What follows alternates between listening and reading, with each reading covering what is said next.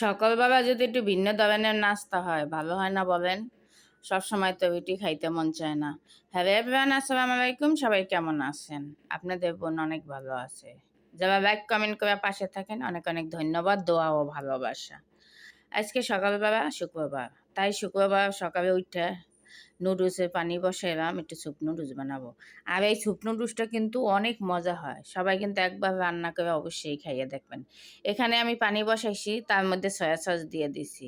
তার মধ্যে আমি পরোটা বানাই যে মশলাটা ঝাল, ওই মশলাটাও দিয়ে দিছি। ম্যাগি মশলা দুইটা, ওই মশলাও দিয়ে দিছি। সাথে টমেটো সস দিয়ে দেব।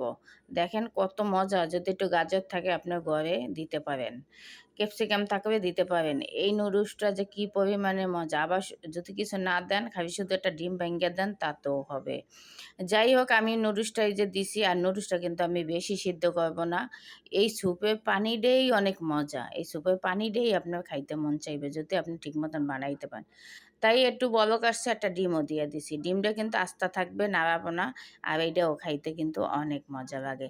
যাই হোক, স্যুপ নুডলস কে কে পছন্দ করেন? আমার তো খুবই ভালো লাগে। এই যে শীতের সময় আমি বেশি খাই, আর এই দেখেন কম সিদ্ধ করছি। আর এখন এইটা খাবো সকালের নাস্তা হিসেবে। এত পরিমাণে মজা দেখেন। দেখতে কত সুন্দর ইয়াম্মি, খাইতে তো আরও বেশি মজা। সবাই কিন্তু অবশ্যই খাইবেন। এটা বড় ছোট সবাই খাইতে পারে। আর এত পরিমাণে যে স্বাদ হইছে, আমি ২ টা নুডলসই খাইয়া ফেলাইছি। যাই হোক, তারপরে আমি আলু সিদ্ধ দিছি। এখানে আলু ভর্তা করব। আর এখানে মাংস পাঠাইছে আমার বোনে, সেই মাংসটাও গরম করতে আছি। সাথে আমি শুকনো মরিচটা আমার মার মতন, আমার মা তাওয়ায় এরকম ভাইজা নিত তেল ছাড়া। এই মরিচটা দিয়ে আলু ভর্তা করলে কি যে পরিমাণে মজা! ধনিয়া পাতা কাইটা নিলাম, পেঁয়াজ কাইটা নিলাম, কাঁচা পেঁয়াজ, ধনিয়া পাতা দিয়ে এই ভর্তাটা বানাবো। ভাই রে ভাই, আমার প্রিয় ভাই বোন, এই ভর্তাটা দিয়ে আমি ভাত খাইছি ২ প্লেট। এত পরিমাণে মজা! আর আমার মা সবসময় আমাদের এভাবে খাওয়াইতো। তেল ছাড়া মরিচ, গ্রামের মানুষের মা ভাতের এই ভর্তাটা খাইতে মন চাইছে, তাই বানাইলাম। আর সাথে কিন্তু একটু ধনিয়া পাতা কুচাইয়া দিবেন, কাঁচা পেঁয়াজ দেয়া গরম গরম ভাতের সাথে যে জমে। সবাই অবশ্যই কিন্তু খাই দেখবেন, বিশ্বাস করবেন না, এই ভর্তা দিয়ে আমি ২ প্লেট ভাত খাইছি। দেখেন, এই দেখেন, না দেখলে তো বিশ্বাসই করবেন না। এই যে গরম ভাত একদম, আর সাথে ভর্তা। এই ভর্তাটা খাইয়া আরো ভর্তা নেবে। এত পরিমাণে যে মজা হইছে, মানে আমার সেরা ভর্তা ছিল আজকের জন্য।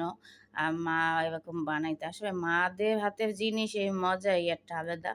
আমার মা কিছু কিছু জিনিস রান্না করে, সেই জিনিস যেমন পাটের শাকের ডাল, কলই শাক ভাজি, কলমি শাক ভাজি, টোকান্না শাক, এইগুলো আমার মা খুব ভালো পারতো। আর এইগুলো, তারপর ছোট মাছ কলা পাতায় দিয়ে দিত।